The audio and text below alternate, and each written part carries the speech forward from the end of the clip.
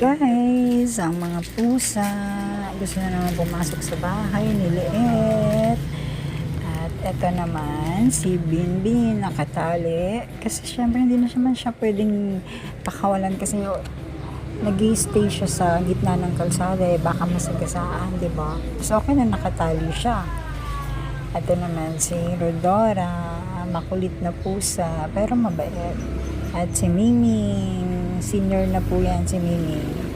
Ito naman po si Olaf, ang pusang napakagulo din. At pag nakawala, kung saan na rin pumupunta. Kaya nakatali.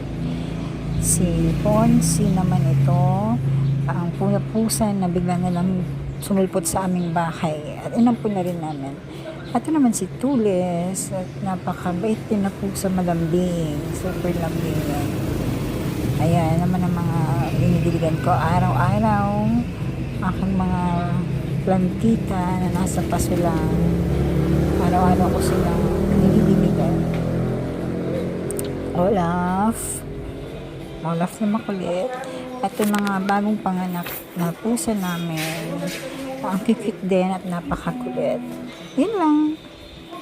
See you guys again sa aking vlog. Thank you.